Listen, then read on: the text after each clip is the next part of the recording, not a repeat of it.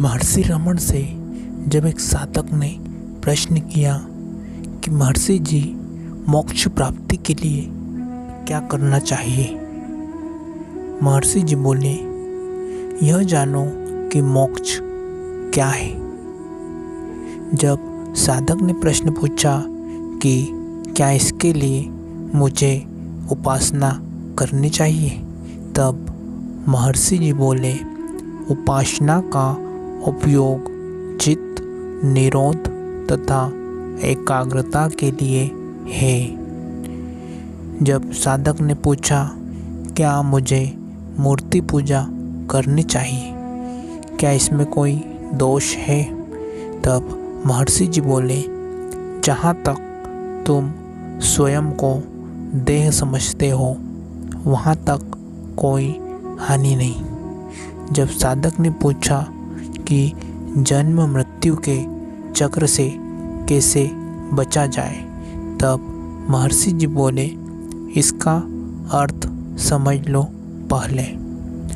जब साधक ने पूछा, क्या मुझे अपनी पत्नी तथा परिवार नहीं त्यागना चाहिए, तब महर्षि जी बोले, वे तुम्हें कैसे हानि पहुंचाते हैं। सर्वप्रथम यह जानो कि तुम कौन हो। जब साधक ने पूछा, क्या पत्नी धन ग्रह का त्याग नहीं करना चाहिए, तब महर्षि जी बोले, पहले यह जान लो कि संसार क्या है।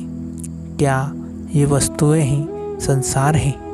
क्या ऐसे व्यक्ति नहीं हुए जिन्होंने उनके मध्य में रहकर भी साक्षात्कार प्राप्त किया।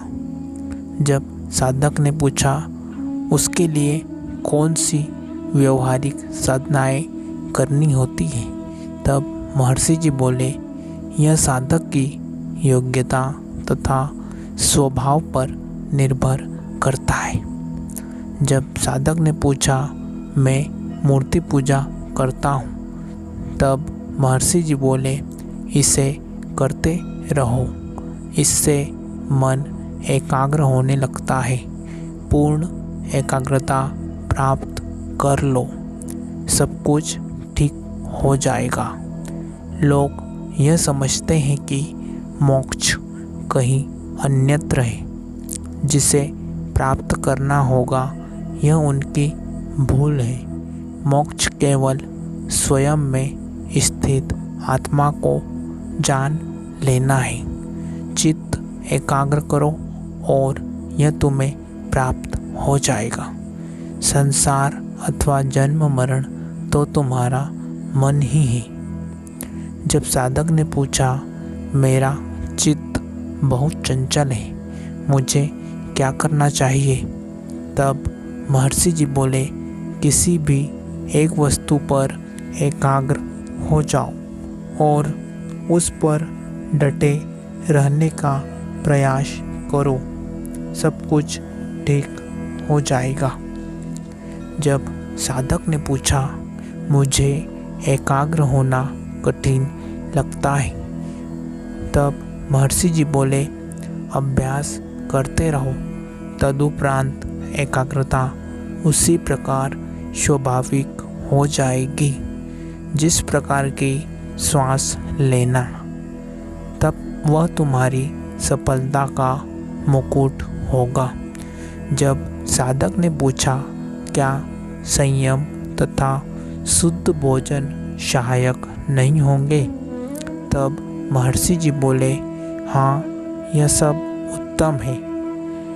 इसके उपरांत महर्षि एकाग्र होते हैं तथा मौन हो शून्य में दृष्टि को स्थिर करते हैं तथा प्रश्नकर्ता के समक्ष इस अभ्यास का प्रत्यक्ष उदाहरण प्रस्तुत करते हैं। जब साधक ने पूछा, क्या मुझे योग की आवश्यकता नहीं है, तब महर्षि जी बोले, यह केवल मन को एकाग्र करने के लिए अतिरिक्त और क्या है।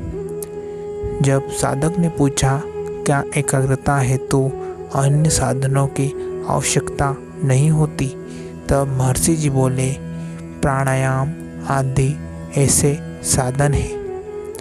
जब साधक ने पूछा, क्या ईश्वर का दर्शन संभव नहीं?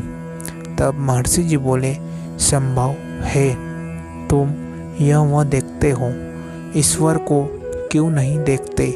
केवल यह जान लेना आवश्यक है कि ईश्वर है क्या।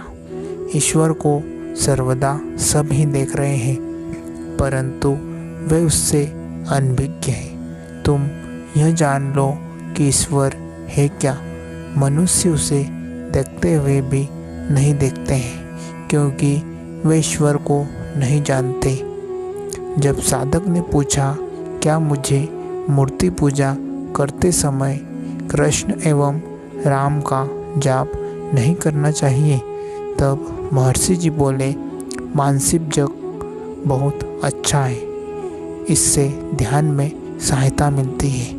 जब मन जप से परिचित हो जाता है, तब तुम यह अनुभव करने में समर्थ होते हो कि वास्तविक पूजा क्या है। यह अपने स्वयं के व्यक्तित्व को अपने इष्ट में खो देना है। जब साधक ने पूछा, क्या परमात्मा हमसे सर्वदा भिन्न है? तब महर्षि जी बोले, सामान्यतः लोग ऐसा ही मानते हैं, किंतु यह भूल है। उसे अपने से भिन्न न मानो, तभी आत्मा तथा परमात्मा की अनन्यता की अनुभूति होगी।